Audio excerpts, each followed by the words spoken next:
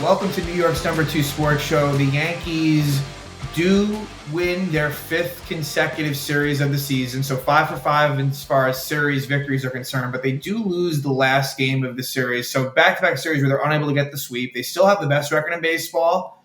They're 12-4 through 16 games, so don't want to complain a whole lot. Again, it's sort of, obviously the recordings are made at the end of the series, and so there's a recency effect in play here. So just going to quickly, just briefly talk about the last game, and then we'll get back into it in more detail. But yeah, Yankees losing extra innings, and just some things that were definitely avoidable. Off the top, in the 10th inning, Giancarlo Stanton should have been pinch run for immediately. I didn't catch the full post. I'm not sure if this was asked or not, but Boone basically fell asleep at the wheel. And he doesn't normally, he's more plugged in than that, because then after the Rizzo hit that gave Yankees lead, then he got pinch run for at second base. The only thing that I could possibly think of is, if the game if the game moves on to another inning or two, you'd still want to have Stanton's bat, but I don't. And I guess what could have happened is he's the runner on first. He could have got forced out at second. There's different things to consider, but just to me, the right move there would have been to have taken him out, because if that happens, I think that whole inning looks completely different. And then ultimately, the Yankee infield defense has been absolutely atrocious. No other way to put it. Really, really bad. And I know that it was raining a little bit towards the end of the game, but Gleyber Torres, it's always, is he better at second base than shortstop? Yes. But it's always a mystery as far as what he's going to do. He had a big fuck up that led to Cleveland tying the game and ultimately winning it. Anthony Rizzo's had his struggles at first. Yeah, it was something that I noticed early on, and it's continued. And that was one of his strengths. I mean, this was a Gold Glove first baseman. He's having a lot of trouble cleanly coming up with whether it's a scoop or just a ground ball. It's not looking all that good. And then Anthony Volpe, as much as I know he won the Gold Glove last year, he makes a lot of great plays. He's young. That is the least of concerns, but he's not without mistakes as well. And I know that's going to happen. And the kid's been unbelievable at the plate, but he also, an easy 4-6-3 double play that is not turned that could have been the difference. So it's tough. You don't want to complain too much, but it almost gets to the point when the team they've been so good, and there's almost a perfectionist attitude a little bit, and so now this snaps. The Yankees had been 6-0 in one-run games. Now they're 6-1. If we had discussed this before the season started, it's hey, they start out 12-4, they're 6-1 in one-run games, all this stuff. It's oh great. It's kind of when it happens, it's a little bit tough. And Cleveland, going into Cleveland. That's the other thing, too. I said last episode, I would absolutely be happy about winning 2 out of 3. But you get greedy naturally. You win the first 2 games. You're leading for most of – now, the thing is, the Yankees came back in the 9th inning. You're leading for most of the 3rd game. But Nestor Cortez, not a great outing for him. After a really good start versus the Marlins, he kind of – I don't know. The stuff just looks hittable, and it's a little bit of cause for concern for me, but – anyway, let's jump into the doubleheader. So as I had said last episode, there was potential weather concerns in Cleveland, and sure enough, the Friday night game was postponed. So there was a doubleheader on Saturday. Luckily, though, Sunday, although it did rain at the end, they were, initially the forecast didn't look great then either, but they got that one in without much problem. So a split doubleheader in Game 1 on Saturday, a matchup between Clark Schmidt and Carlos Carrasco, who is back with the Guardians after being on the Mets for, I think, maybe about 3 seasons. But a couple of transaction news for the Yanks, I think it all kind of happened at once, was that now with the doubleheader, first off, Yankees appointed Cody Poteet as the 27th man. We'll talk about him, did a great job in Game 2. He is someone that you feel good about in terms of organizational depth, because injuries happen and even ineffectiveness. Cody Poteet really did a very nice job. So that was good to see. And then other moves, John Birdie goes to the IL. So a groin injury for Birdie. The one positive here is it gives Waldo Cabrera, who deserves it, has more of a path to starting. Interestingly enough, also, I think DJ LeMahieu is not too far away from coming back. I feel like he'll be back pretty soon. Certainly by probably within a week or so, I guess. But Birdie is going to be out probably for a little bit. They call up Kevin Smith, who was getting a decent amount of run in spring training. So, he won't play as much as Birdie would have, and he'll probably just fill the spot until LeMahieu comes back. But yeah, and then you still have Jahmai Jones on the roster as well. And then as far as pitching is concerned, they sent down Maciejewski, the lefty, and called up Ron Marinaccio, who did appear in the second game, did allow a home run. Yeah, the faith in Marinaccio still isn't really there for me, but for what he did 2 years ago, you don't give up on an arm like that. So hopefully he can kind of round into form. But I'm trying to think if there was anything else. I don't think there were any other moves. If any come to mind, I'll mention it. But yeah, Schmidt versus Carlos Carrasco was the game one matchup. And yeah, Schmidt, the thing with him is he's really good the first 2 times through the order, but the third, he just can't. The thing with Schmidt is he'll always kind of keep you in the ball game, which is good. But in this one, he goes 5 innings. You just need more length somehow. So he ended up going 5 innings, 2 runs, 1 earned run. We'll talk about the earned run. It was a bad play by Gleyber Torres. Shocker. But 5 innings, 3 hits, 2 runs, 1 run, 5 walks. Way too many walks and 7 strikeouts. So, I guess a mixed bag for Clarke Schmidt. But in this one, Yankees jump out to the early lead. The lineup had Trent Grisham in it with a doubleheader. Grisham, who just has been terrible offensively, really, really bad. I mean, I know expectations probably should have been low. He's batted below two. I think last year he batted below 200 with the Padres, but Grisham, known as a defensive center fielder, I know it's tough for him. He's more used to a starting role, so being put in sporadically can't be easy. But in the time he's been in, it's been brutal. But he was in the lineup and no Stanton for game one of this doubleheader. And in the second inning, the Yankees get on the board. Alex Verdugo had a nice game. He reached base 3 times. He had a leadoff walk, then Cabrera walk, then Jose Trevino. Good on Jose Trevino. He singled here. He had a very nice offensive series. So that was good to see. No doubt about it. And to the point, it was interesting. He batted for himself against Clase. They didn't pinch hit Austin Wells. So that does tell me something. So I figured they would have gone to Wells, the lefty, but they stuck with Trevino. And you know what? He hit a home run early in the game, so it makes sense. But anyway, bases loaded, no out, and the Yankees score on a Trent Grisham double play. So what could have been a big inning doesn't happen. The Yankees do get the run there. Then let's jump to the 6th. In the 6th, Verdugo leadoff double and Oswaldo Cabrera.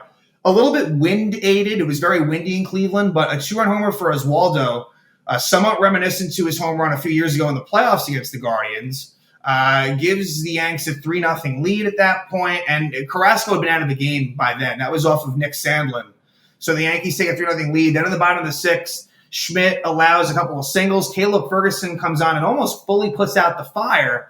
But with bases loaded, 1 out, what should have been a double play, Gleyber Torres fields it and decides to step on second and then just airmails it. What he should have done was just flip it to Volpe, and there's a much better chance that you're getting that double play. So what could have been 3-0 ends up being 3-2, runner on second, 2 out. But luckily Ferguson is able to get Ramon Laureano as a pinch hitter to fly out. So the Yankees keep the 3-2 lead, and then Ian Hamilton, who's just so valuable to this bullpen, gets the job done, throws a scoreless 7th inning, and then goes 1-2-3 in the 8th. So what unfortunately him going 2 innings, what it did though was it took him out of play in game 3, which if he had been in there, the result could have very well been different, but we'll never know. And then bottom of the 9th, Clay Holmes comes on, does allow a leadoff double to Ramon Laureano, but then gets out of it, strikes out Bo Naylor. Esteban Florial, this will not be the last time that I'll bring up Florial in this episode, but Florial strikes out looking undeserved. Holmes got lucky. That should have been ball 4. Florial was deservedly upset, and then Holmes gets the last out to secure the 3-2 win. Game 2 of the doubleheader was between Cody Poteet and Tristan McKenzie, and the Yankees really beat up McKenzie, who has not really been the same since 2022. He's had to come back from injuries, and he just doesn't seem quite right. But for the Yanks, and I thought looking at this game, like there could be problems. Like you already used Ferguson, Hamilton, Holmes. Like the bullpen wasn't there. Luis Gil would have been available out of the bullpen, but and I should have mentioned that as well. Gil was originally supposed to be the starter of this game, but due to the doubleheader, they switched things up, brought Poteet up, and now Gil will start the first game of the Blue Jays series, which probably works out better, knowing that the Blue Jays are very right-handed heavy. So, I mean, and Gil did pretty well against the Blue Jays in his last outing. But anyway, Stanton back in the lineup for this one. Austin Wells was the catcher, catching Poteet. And the Yankees jump out to an early lead again.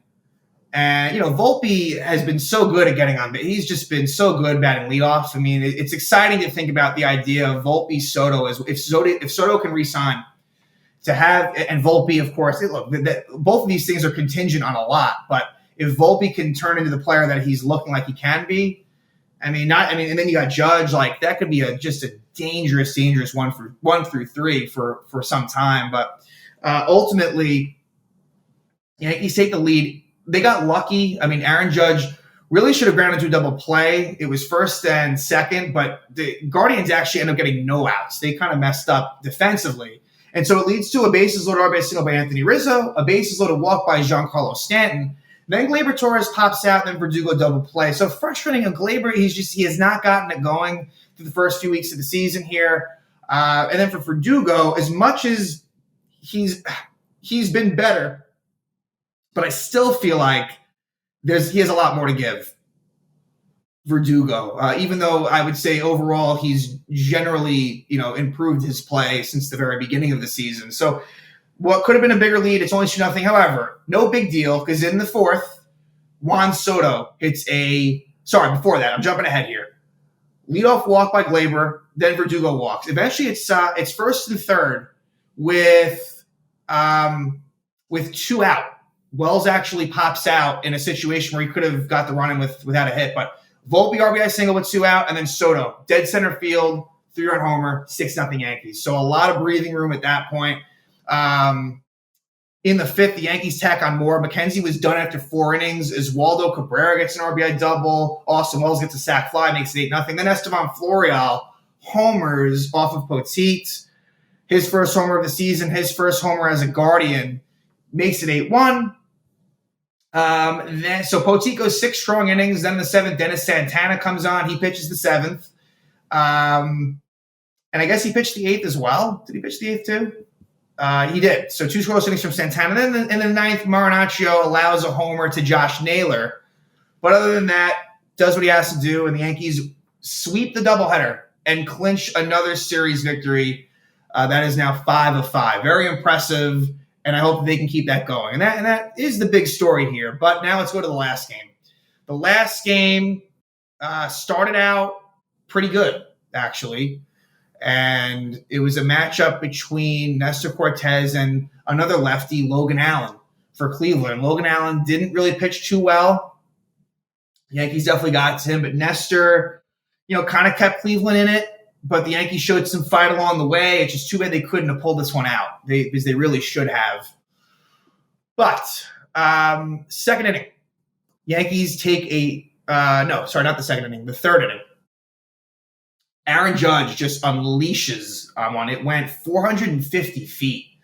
Just a mammoth 3-run homer for Judge after Volpe and Soto had gotten on before him. So Judge seems like he is maybe slowly coming out of it. He's still only batting 207, but it's getting there slowly but surely. Gives the Yanks a 3-0 lead. But then, you can't really allow this to happen. Jose Ramirez, a 2-out 2-run homer. You got to pitch carefully to him. And now I know Josh Naylor's on deck. And Naylor, those are the 2 best players in that lineup by far. So I understand that it's not like he had an easy guy after him, but that's tough. You really needed to shut down inning there, and Nestor gives 2 back up. And so that makes it 3-2. But then in the fourth, Jose Trevino, first homer of the season. Really nice, like I said, really nice series offensively for Trevino. Gives the Yanks a 4-2 lead. Then we go to the bottom of the fifth, and another homer for Cleveland. Gabriel Arias homers to cut that lead back to 1. And Nestor would not make it out of the fifth. He would leave first and second, no out, and Nick Birdie does as much as he can. He does allow an RBI single to Josh Naylor, but it could have been a lot worse. And so the game remained tied at that point. Then, some bad base running by Giancarlo where he singles and then gets thrown out at second. Not great. Victor Gonzalez pitches a 1-2-3-6 inning and even gets the first out of the seventh. Then Luke Weaver comes on, gets the final 2 outs of the seventh. Then in the eighth with 2 outs. So Weaver at this point doing the job. It was a tough spot for him. You don't love him in a tie game in the eighth inning, but Estevan Florial does it again. He homers and what could have been the game-winning home run. I mean, I'm pretty sure Florial only had maybe 1 homer in his entire Yankee career. And now here he gets 2 in this series. I'm sure it felt really good for him. And so Cleveland takes a 5-4 lead. And now the Yankees are facing Emmanuel Clase, who the Yankees have been able to get to, even though he's one of the better closers in the game. The Yankees have had some success against him. And it's Trevino who gets it going with 1 out. He singles. And I thought maybe they would pinch it Wells. They don't. So that was a look. As much as I'm going to criticize Boone a little bit here, give him credit there for sticking with Trevino. And so Jahmai Jones pinch runs for Trevino. Oswaldo grounds out into a force out. So now it's runner on first, 2 out. And it's a game-time 2-out RBI double by Anthony Volpe. I thought that Will Brennan, the outfielder for Cleveland, probably should have found a way to cut this off. So a little bit of blame needs to go to him. But, hey, you'll take it. Yankees tied up. And then Soto grounds out. We go to the bottom of the ninth. Clay Holmes, there was a walk involved, but Clay is able to pitch a scoreless ninth inning. We go to extra innings. Here's where things get interesting. So Tyler Beatty comes on for the Guardians. Eventually, Judge is, they fall behind Judge, and he's intentionally walked. Then Giancarlo Stanton, a very lucky infield single. Bases loaded, no out. Anthony Rizzo, and this is where, and I'll be honest, I wasn't really thinking about it at the time, but I sure thought about it when Rizzo singled. Stanton should have been pinch run for. Eventually what happens is Kevin Smith pinch runs for Stanton after Rizzo gets a 2-run single. And I didn't even mention the 2 errors. So Rizzo early in the game, I didn't even mention this, but Rizzo had 2 errors in the game. One of them was bad. One of them maybe not as bad, but that's 4 on the young season for Rizzo.